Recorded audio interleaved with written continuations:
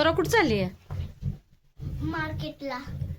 बघ काय काय घेतलंय मार्केटला जायला. थंडी वाजते ना. हे headphone, hand gloves, jacket, purse. Purse मध्ये काय आहे? पैसे खायला. खाऊ. अजून जीन्स आणि बूट. तर मंडळी आता आम्ही थोडंसं बाहेर निघालो आहे फिरायला. तर सकाळपासून मुलं बोर झाली होती, तर स्वराला पण बाहेरचं काहीतरी खाऊ खायचं होतं. भरपूर दिवस झालं खाल्लं नव्हतं. तर म्हणे चला मम्मी मला बाहेर जायचंय फिरायला. तर चला म्हटलं चला बाहेर जाऊन येऊया. तर चला म्हटलं येऊया बाहेर फिरून. दादा तेवढं कुलूप लावून घे.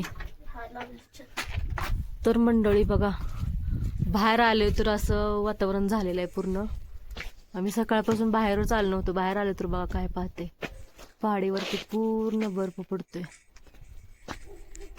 वा कसं दिसतंय. बघा मैत्रिणींनो, आम्ही थंडीत फिरायला गेलो. पूर्ण पहाडीवरती बर्फ पडलेला आहे. चला चल सोरा चल पुढं.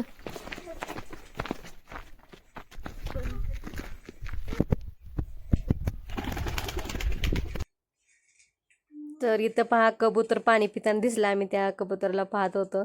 तर इकडं कबूतर जास्त दिसतात, जास्त प्रमाण असतंय कबुतरांचं.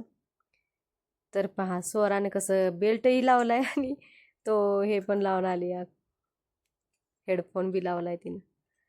टोपीच घातली नव्हती म्हणून मी टोपी घातली तिला. तर बघा मंडळी कसं दिसतंय भारी व्ह्यू. इतकं भारी वाटतंय ना बघायला, पण थंडी खूप आहे.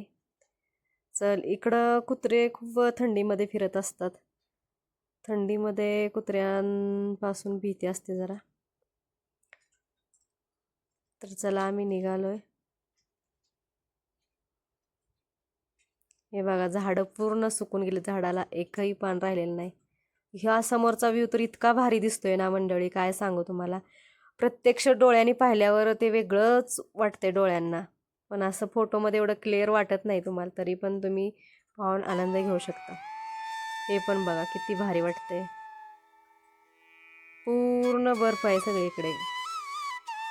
असं वातावरण पाहायला खूप छान वाटतंय, पण इथं राहणाऱ्या लोकांना सर्वाइव्ह करायला जरा चॅलेंजिंगच असतंय बघा. छान वाटतंय असं वातावरण पाहायला, एकदम मन फ्रेश आणि प्रसन्न होऊन जाते नाही का.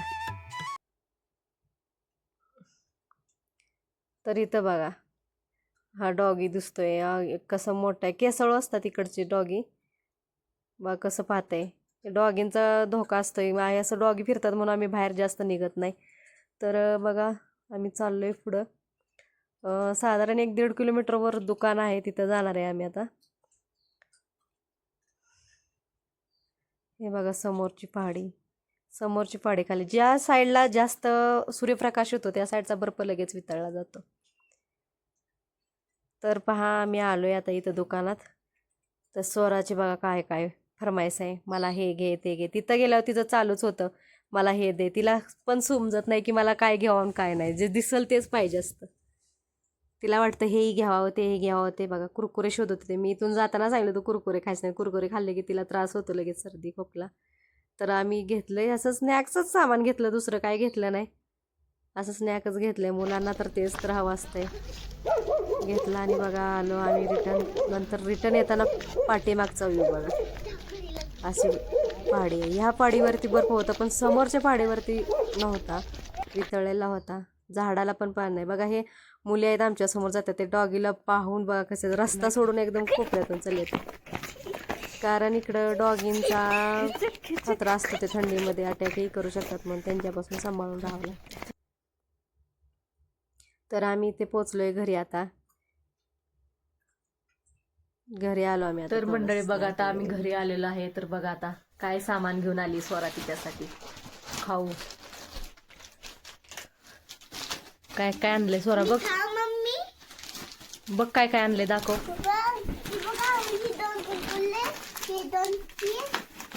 मग तुझं सामान अजून लॉलीपॉप. खुश आहे का आता? खाली बस. तर बघा मंडळी आता घेऊन तर आले मुलांना खाऊ असं स्नॅक टाईप. तर त्यांना असंच कुठं खावं वाटतंय. मम्मी ह्याचं काहीतरी करून दे, ह्याला कांदा टोमॅटो टाकून दे म्हणे. मग चला तर मग इथं कांदा चिरून घेते, टोमॅटो चिरून घेतला, कोथिंबीर घेते. इथं टोमॅटोला पण थंडी इतकी लागली होती की टोमॅटोच चिरला जात नव्हता. माझे हातही खूप थंडे पडले होते बाहेर गेल्यामुळं. खूप थंडी होती त्यामुळे हाताची बोटं एकदम सुन्न झाली होती. तर चला मी हे तर कुरकुरे आणि चिप्स एकत्र केलेत आणि त्यातच कांदा टोमॅटो सगळं टाकून घेतले. आणि बॉल जरा छोटा पडला होता, मिक्सच होत नव्हतं, म्हणून झाकण लावून असं मिक्स करत होते. त्यांना थोडंसं मिक्स करताना ते खाली सांडलं जात होतं. तर चला झालं, मुलांना काय नुसतं साधंच कांदा टोमॅटो टाकून दिला, झाली मुलं पण खुश. तुम्ही याच्यामध्ये काय तुमच्याकडे असेल ते टाकू शकता. खाऊया. तुम्ही पण खावा येऊन. मला तर नाही ते आवडत. कसं लागते ग सोरा? काय भारी लागते, आंबट लागत असेल ना? असं खायचं नसतं रोज रोज.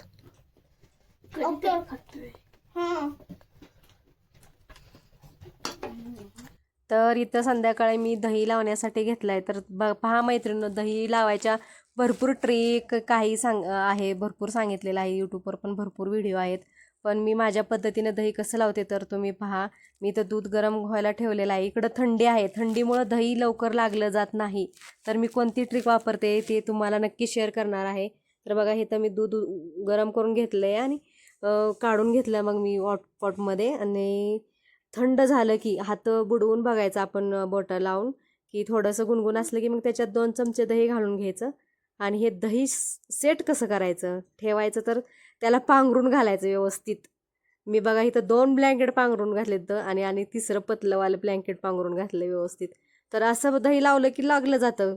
म्हणजे थंडी जास्त असली, मायनस टेम्परेचर असलं तर दही एकदम भारी लागतं. बघा सकाळी मी दाखवते तुम्हाला इथं दही लागलेलं. तर दही लागलेलं आहे सकाळचं. पण काय मंडळी, इथं व्हिडिओच व्यवस्थित क्लिप घेता आली नाही मला दहीची तुम्हाला दाखवताना.